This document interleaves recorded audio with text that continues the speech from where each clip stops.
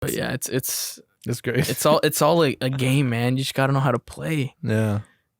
I feel like it takes a certain kind of person to be working there too. Like, absolutely, you gotta have a certain mindset. And the good thing with that, like, they asked me, like, how do you cope with the stress? Like, it's a stressful job. Don't get me wrong. Absolutely, man. And like, we have like EAP, and we can get like free therapist sessions and stuff like that. Nice. It's good.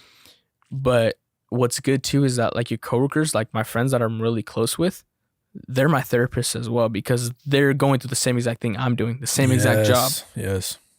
So it's like we can talk about situations like, what would you do in this? I do this. What would you do in this? Like that. Mm-hmm.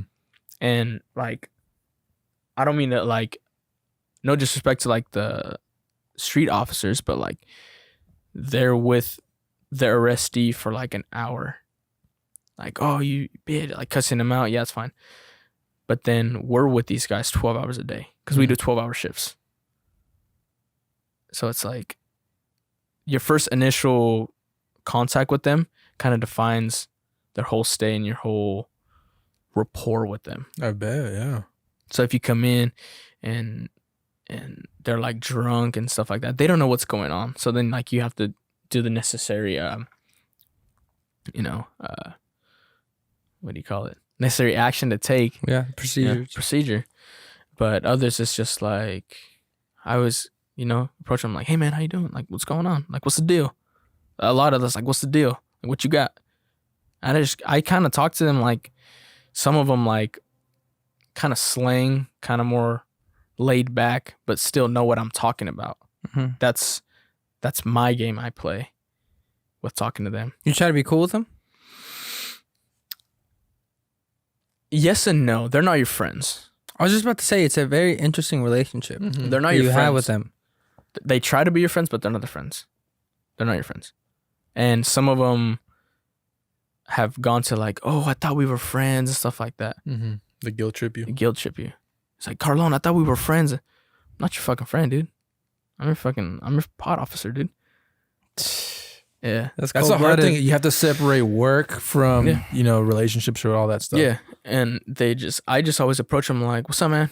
What's your last name? What's the deal? What's going on? Man, that was some bullshit. I'm like, what's going on? Talk to me. What's up? Like, man, I got this and this. And sometimes it's like, I'm not even listening to you. I just want to see, like, that's one method I use just so we can have a comfortable conversation. Mm-hmm. And like, what's this mean? And I'd explain it to them. Man, Carlon, you all right? Appreciate it.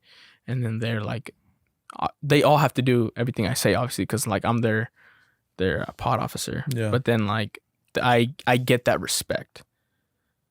Mm-hmm. Do you ever deal with like big, huge, tall inmates? Yeah, dude. That just overpower you? Absolutely, like 6'3", like 270-pound dudes, bro. Jesus. And they have to do everything you say. Absolutely. That's insane. And I look at them, me, and like, since like, because of COVID, like every time like the kitchen workers come down, like floor workers, we have to take their temperature just in case. Mm-hmm. I have to like reach up and like reach their forehead. Like, that's how short I am. Like, I'm 5'8", and this dude's tall, and I still have to like go on my tippy toes, put like to get his forehead. On his forehead.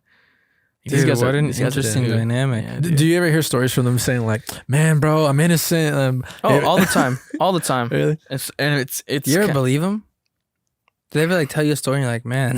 Bro, they tell me their whole case. Heart to heart, they tell me their whole case, and I'm like, that's something that's always kind of hurt my heart. It's like, there's a lot of people that are locked up that are innocent. That's true. That's what I was going to say. Like, I don't know what the percentage is. I wish I knew it off the top of my head, but there's a lot of people who are put in jail and they're innocent. And then they make freaking Netflix documentaries about them later. They're like, yeah, this dude was in jail for 20 plus years and he's innocent the whole time. Yeah, man. And there's thousands of them. It's not just one guy. You just hear about one case on Netflix, but there's thousands of people that are getting locked up. I think that's what would get me is if I wasn't working where you were at, like having them say their story and just being like, it's hard not to like want to relate to them or feel for them and be like, man, that sucks. Like it was a misunderstanding. Yeah. But it's like, you got to separate. Yeah. I feel like I would be good at that. We're just not built for it, man. I don't think I'd be able to do it, We're not cut from the same cloth. Like, you know what? Here, let me get you out of yourself. I think you're right. Hey, do you want my taser? Hey, Hernandez, let me get another piece of that. I got you. Here's 5. Is there anything else you need? yeah.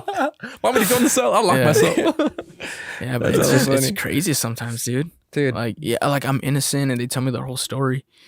And then I listen to them. I'm like, I don't have sympathy for you. I don't empathy for you. Nothing. Damn. Because I'm. You're cold-blooded, man. You have to. You have to be, dude. I wish I could be like you, man. If you show weakness, like they'll eat you up. Well, that's what I'm thinking too. They'll eat you up, dude. Just spray someone. Bro, it's crazy. They mess with you. It's crazy. You have to get tased and sprayed. Yeah, dude. Really? Oh, You got sprayed too? Yeah, dude, it's the worst experience I've ever.